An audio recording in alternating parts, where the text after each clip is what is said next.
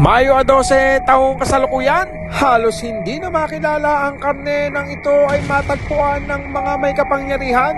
Tunghayan natin ang mga naganap. Bibili tayo ng cake mga kosa. Tsaka ng rosas, syempre. Happy Mother's Day ngayon eh. Happy Nanay's Day. Bili na nga tayo nito ng rosas. Ng manamis-namis na cake. Ay! Dahil maagang nakawi si Papa John Lloyd ngayong araw na ito, eksaktong-eksakto, ay nabuo sa isip niya ang isang plano. Isusurpresa niya si Darling My Love So Sweet for the very first and last time. Wala siyang kalam-alam na umuwi ako alas 12 pa lang ng tanghali. Bulaga pa lang umuwi na ako eh. Alright, simulan na natin ang nasusulat sa plano. O ayan, gagawa muna tayo ng sauce. Sauce ng steak. Social tayo. Nilagyan ko ng onion powder yung cream na yan matapos kong igisa sa bawang. At nilagyan ko ng konting tubig. At mangkanor, chicken cubes. At nilagyan ko na rin ng butter. Dahil ang butter makes it better more forever. At ayan, pinaghalo-halo ko lang at pinatakang ko pa ng konting lemon para maglasa siyang sour cream. Diba? Alright. Next naman tayo, ang gagawin natin ay ang sauce ng ating pasta.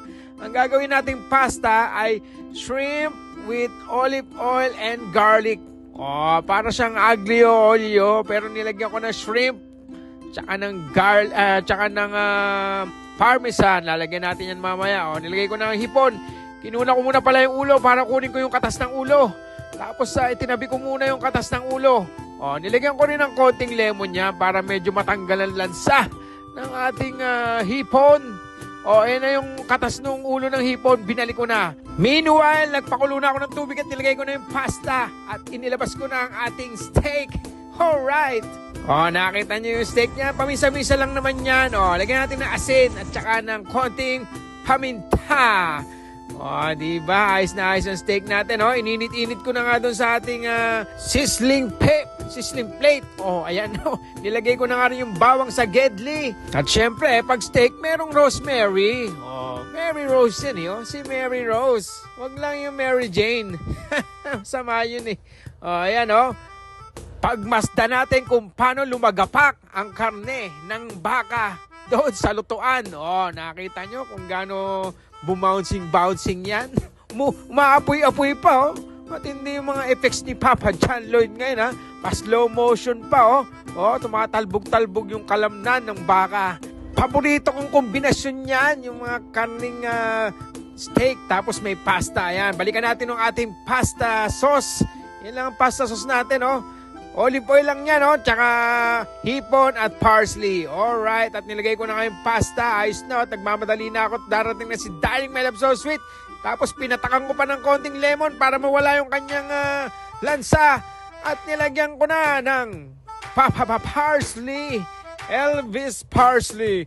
1 for the money, 2 for the show. 3 go, ready, go, cat, go, but don't you. Ayan na, haluin na natin yan ang ating steak. Ay, nilagay ko na yung butter para lalong mas maging malinamnam ang ating steak. Halo-halo na yan hanggang magkombinasyon na ang kanilang mga lasa. At eto na nga, Happy Nanay's Day. Yan ang ating mga inihahanda ngayon. Darating na si Darling My Love So Sweet. At yan na nga ang ating steak na kumakatas-katas pa. At ayan, ang naluto nating pasta. Yan ang itsura. Medyo nadadry na nga sa tagal ni Darling My Love So Sweet. At syempre, may pabulaklak tayo para may konting sweetness to the max. At naglagay nga tayo ng surveillance camera. Huli ka ngayon. Wow! Wow!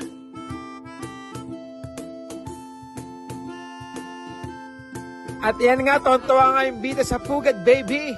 Nakala ko hindi mo nakatay yung aircon. Hindi mo nakatay yung aircon. Pagpasok ko yung ilaw.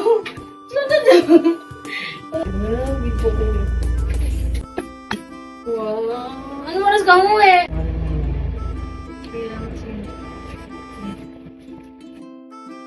Maligayang araw sa lahat ng mga ina.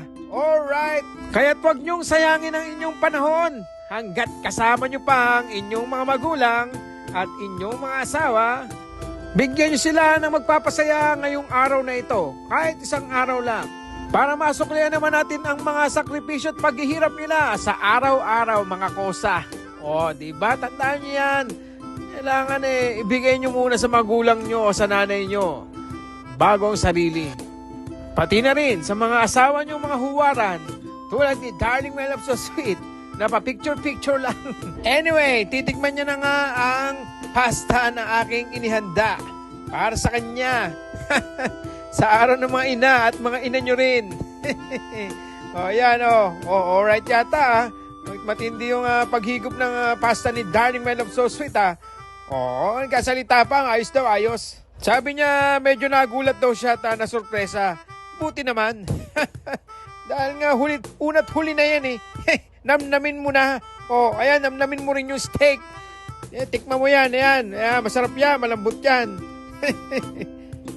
Nilagyan ko pa ng sauce sa ibabaw yan para medyo kakaiba yung steak mo, Darling My Love So Sweet, O, ayan tikman mo yan.